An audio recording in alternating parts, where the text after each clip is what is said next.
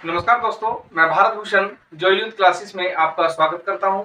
साथियों, आज हम सर्वोच्च न्यायालय की शक्तियों को पढ़ेंगे कि भारत के संविधान में जो सर्वोच्च न्यायालय दिया गया है उसकी शक्तियां क्या है।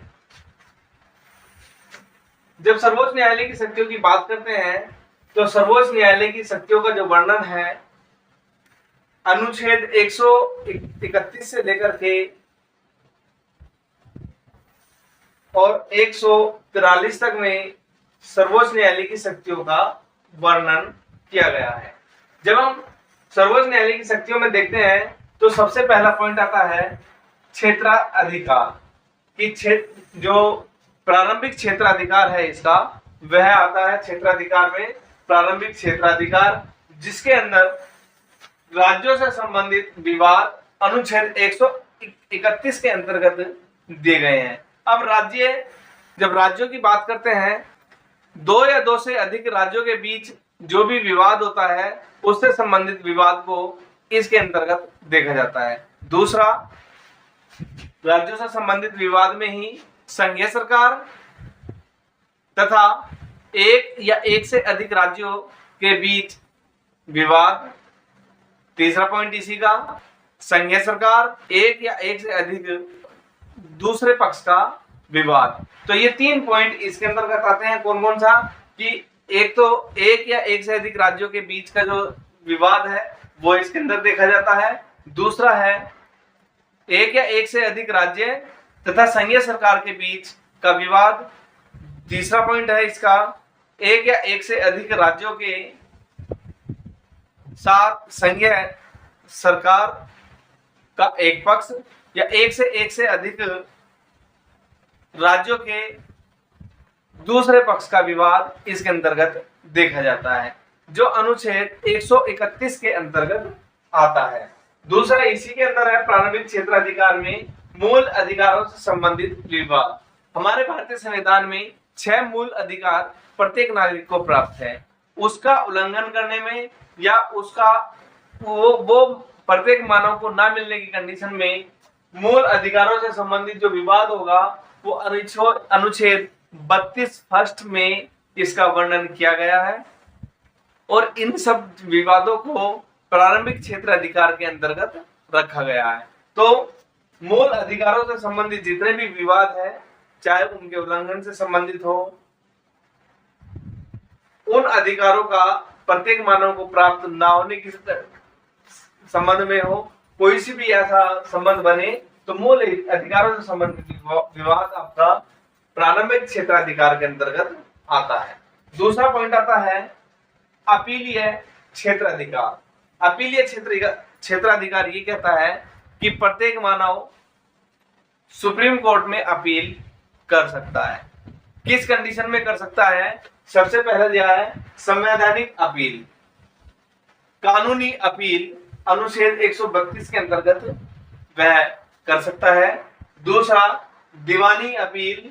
दीवानी अपील आपकी जितने भी जमीन से संबंधित विवाद, जमीन से संबंधित झगड़े हैं, वो सब उसकी अपील भी अनुच्छेद 133 के अंतर्गत आप सुप्रीम कोर्ट में कर सकते हैं। तीसरा पॉइंट आता है अपीलीय क्षेत्र फौजदारी अपील। फौजदारी मतलब कहीं लड़ाई होगी, झगड़ा हो गया, दंगा हो गया, फसाद हो गया, तो उससे संबंधित जितनी भी फौजदारी अपीलें होती हैं वो 134 के अंतर्गत अपीलीय क्षेत्राधिकार के अंतर्गत आती है। और सबसे लास्ट का है विशेष अपील।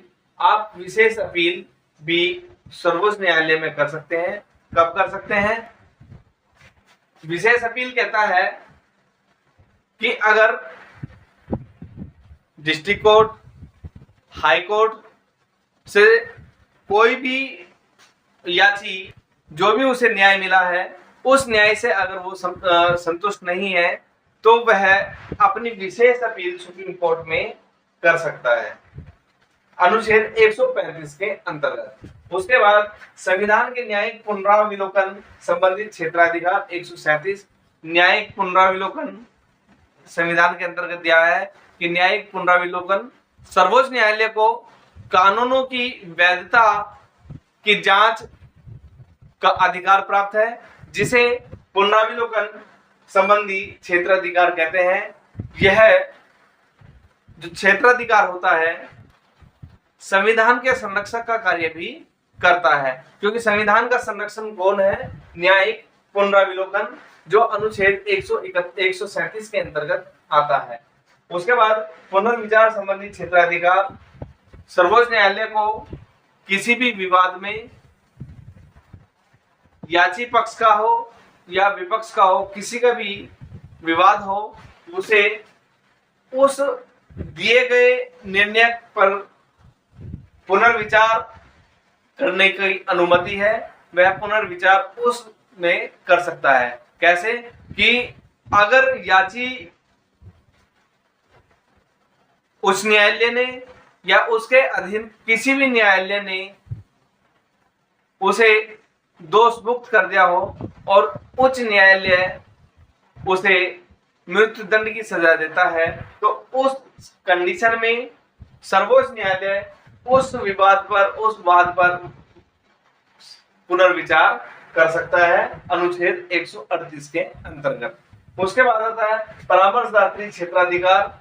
अनुच्छेद 143 कहता है कि राष्ट्रपति किसी भी संवैधानिक कानून के लिए सर्वोच्च न्यायालय के मुख्य न्यायाधीश से सलाह प्राप्त कर सकता है।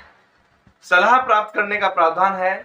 सलाह किसी भी वाद के अंतर्गत किया जा सकता है, ली जा सकती है, लेकिन वह उस सलाह को माने या ना माने, इस पर कोई उसे बाध्य, राष्ट्रपति को बाध्य नहीं किया जा सकता।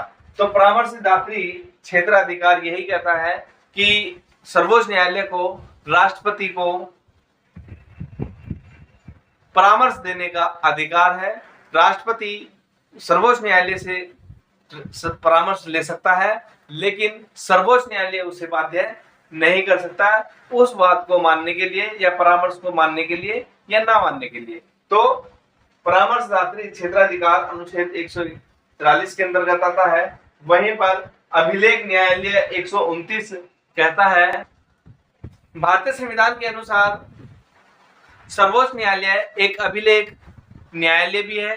क्योंकि अभिलेख न्यायालय इसलिए है कि वह अपनी जितनी भी कार्यवाही है वो अभिलेख के माध्यम से लिखित रूप में अपने पास सुरक्षित रखता है। इन अभिलेखों को उच्च न्यायालय या उसके अधीनस्थ जितने भी न्यायालय हैं उसमें अधीनस्थ न्यायालयों के समक्ष इन अभिलेखों को नजीर के तौर पर, एक उदाहरण के तौर पर पेश भी किया जा सकता है। इसलिए अभिलेख न्यायालय 129 के अंतर्गत यही कहता है कि सुप्रीम कोर्ट जितनी भी कार्रवाई है अपनी, वह सब अभिलेख के माध्यम से, एक लेख के माध्यम से अपने पास सुरक्षित रखता है। तो ये सर्वोच्च न्यायालय की कुछ शक्तियां थी।